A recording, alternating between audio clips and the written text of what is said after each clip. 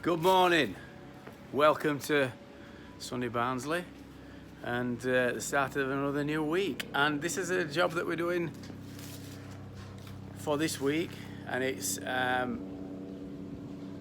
basement. Well, I'll get a bit of history.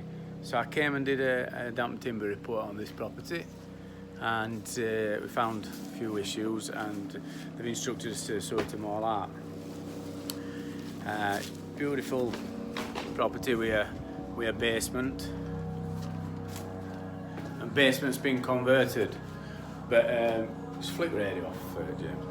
So, and basement's been converted to a good standard, and I've picked up a few issues. Now, it's not been done to British standard, which is BS 8102.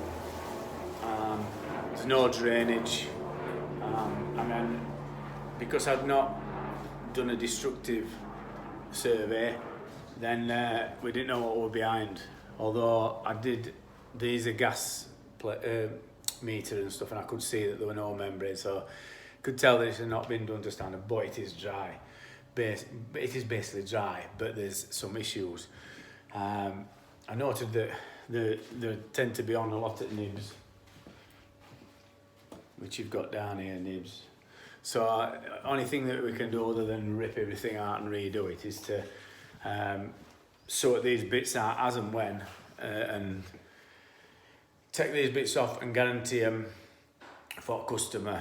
But she's aware that over time other areas could start coming damp. Now I've just took off an area in here, and we can see what's been done. So James is just cleaning up, but basically the dry line straight onto these internal walls, and they've not even took any lime wash off. Dry line straight onto it. Now there's a property next door that way, so they are party walls, but I don't even think they've put a damp course in them. So I've gone around and marked up all areas that's got to be done, well, nibs and everything. So under here, so we'll just take some parts of plaster off, and then I'll redo it with a system that's going to stay dry for guarantee period. There's some chimney breasts up top, they've got issues. These are parts at chimney breasts as well. Now I'm tipping they've all been done the same, so they've just stuck boards straight on. Now it's a lovely room, pool table and all, floor's tiled all the way through. So to have to redo all this would cost a fortune. So it's just going to be a question of maintaining it.